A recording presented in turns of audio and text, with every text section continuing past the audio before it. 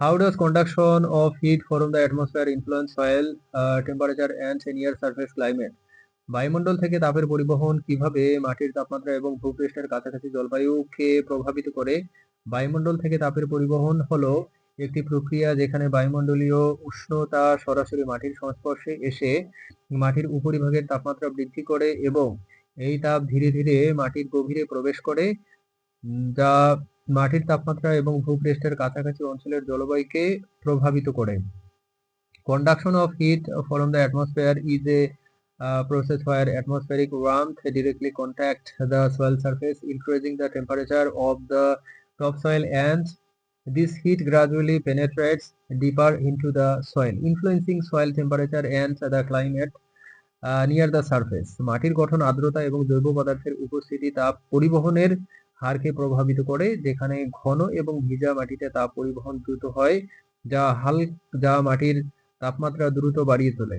Soil texture, moisture, and the presence of organic matter influence the rate of heat conduction, where heat transport is faster in dense and wet soils, quickly raising the soil temperature.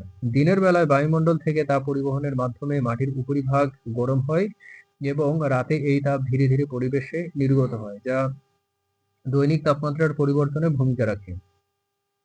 During the day, the soil surface heats up through heat conduction from the atmosphere, and at night, this heat is gradually released into the environment, contributing to daily temperature variations. শীতকালে বায়ুমণ্ডল থেকে তাপ পরিবহন কম হওয়ায় মাটির উপরিভাগ ঠান্ডা থাকে, যা উদ্ভিদের বৃদ্ধিকে সীমিত করতে পারে এবং তুষারপাতের ঝুঁকি বাড়িয়ে তোলে। In winter, reduced heat conduction from the atmosphere keeps the soil surface cold, which can limit plant growth and increases the risk of snowfall. মাটির তাপমাত্রা উদ্ভিদের শিকড়ের বৃদ্ধি, পুষ্টি গ্রহণ এবং মাইক্রোবিয়াল কার্যকলাপের উপর সরাসরি প্রভাব ফেলে, যা মাটির স্বাস্থ্য এবং উর্বরতাকে প্রভাবিত করে। Soil temperature directly affect plant root growth, nutrient uptake, and microbial activity, which influence soil health and fertility.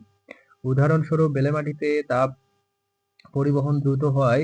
দিনের বেলায় মাটি খুব দ্রুত গরম হয়, যা কিছু উদ্ভিদের জন্য ক্ষতিকর হতে পারে। For example, heat conduction is rapid in sandy soil, causing the soil to heat up very quickly during the day, which can be harmful to some plants. এঁটেল মাটিতে তাপ পরিবহন ধীরে ধীরে হয়, মাটির তাপমাত্রা স্থিতিশীল থাকে, যা বিভিন্ন উদ্ভিদের জন্য অনুকূল পরিবেশ তৈরি করে। Heat conduction is greater in clay soil, stabilizing soil temperature and creating a favorable environment for various plants.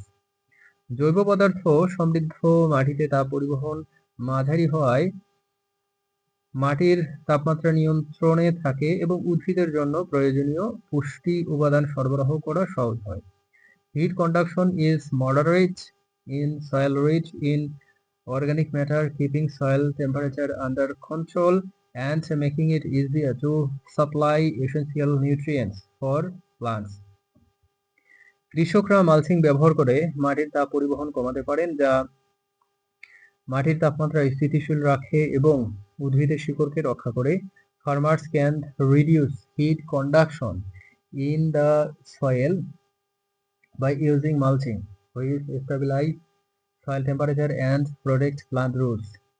মাটির তাপমাত্রা নিয়ন্ত্রণে রেখে কৃষকরা তাদের ফসলের ফলন বাড়াতে পারেন এবং পরিবেশের ভারসাম্য রক্ষা করতে পারেন। By controlling soil temperature, farmers can increase their crop yield and help maintain the balance of the environment. Main points: বায়ুমণ্ডলীয় উষ্ণতা থেকে তাপের স্থানান্তর, transfer of heat from atmospheric warmth, মাটির উপরিভাগের তাপমাত্রা বৃদ্ধি করে, increases the temperature of the topsoil, মাটির গঠন ও আর্দ্রতার উপর নির্ভরশীল, depends on soil texture and moisture, দৈনিক তাপমাত্রার পরিবর্তনে ভূমিকা রাখে, contribute to daily temperature variations, উদ্ভিদের শিকড়ের বৃদ্ধিকে প্রভাবিত করে, affect plant root growth.